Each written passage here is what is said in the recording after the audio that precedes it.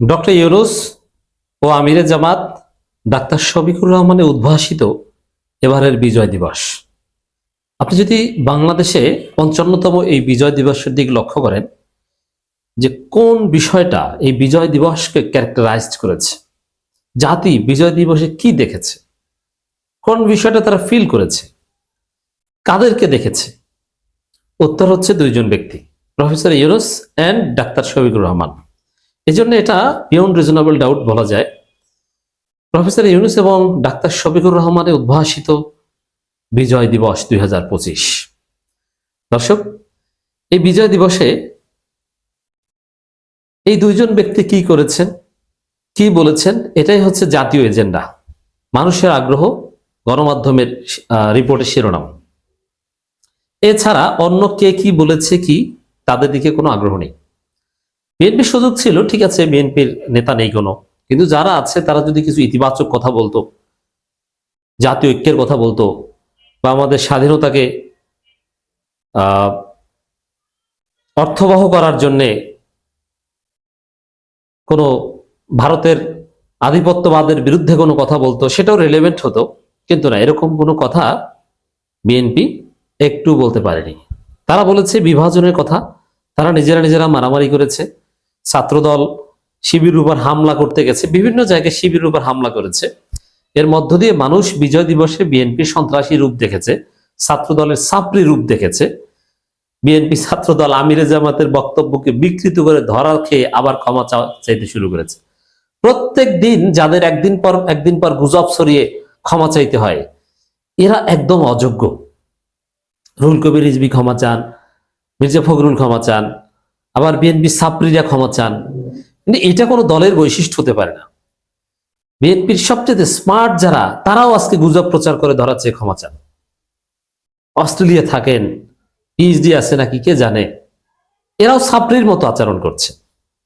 দুঃখ প্রকাশ করতে হয়, ক্ষমা চাইতে হয় এদের গুজবের কারণে। তো এতে বিএনপি রেলেভেন্ট থাকতে পারেনি। প্রফেসর ইউনূস জাতিকে নতুন বার্তা দিয়েছে, নতুন বাংলাদেশ, স্বাধীনতাকে অর্থবহ করা, ভারতের আধিপত্যবাদের বিরুদ্ধে কিছু বার্তা আছে। এর মানে professor Yunus is relevant here. এবং ইউনূস সরকারের যে বিজয় দিবস উদযাপন, ইটস অলসো সিগনিফিকেন্ট।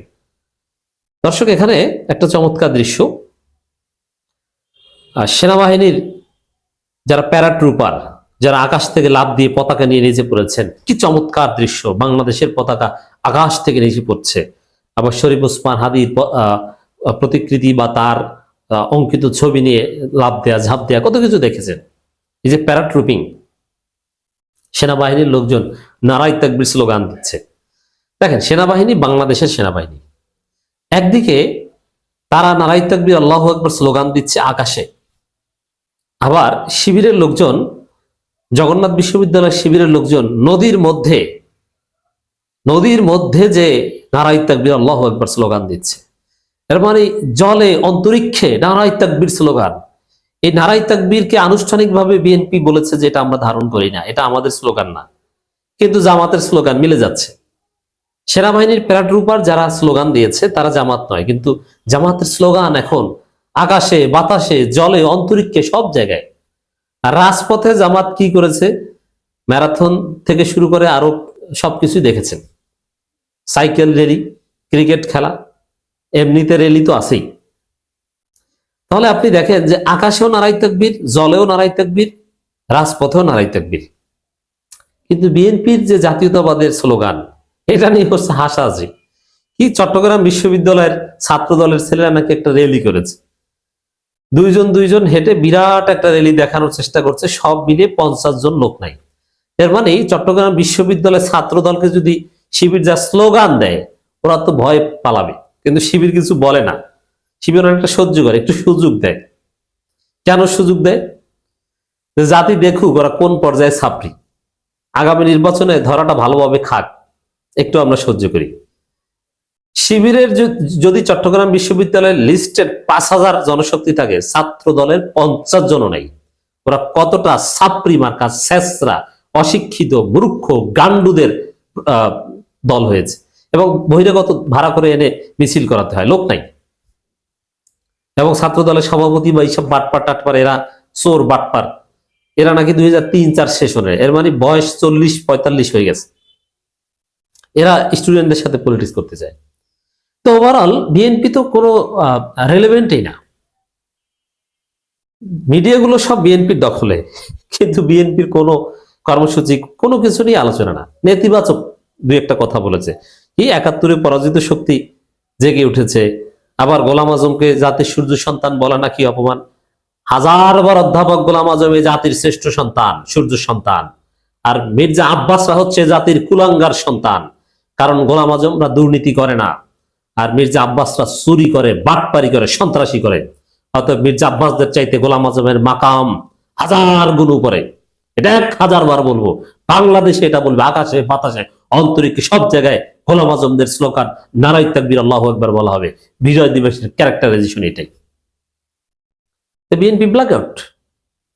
তো দর্শক, বাংলাদেশে 54 বছর পর এই ধরনের একটা দৃশ্য, এর আগে অতীতে কখনো এই ধরনের বিষয় হয়নি যে সরকার প্রধান, রাষ্ট্রপ্রধান, জামাতের আমির সবাই মিলেমিশে এভাবে একটা বিজয় দিবস ক্যারেক্টারাইজ করবে, এবং কিছু ছাত্রীরা কিছু ন্যারেটিভ নির্মাণ করার চেষ্টা করা হবে, কিন্তু ওর কোনো ভ্যালু নাই।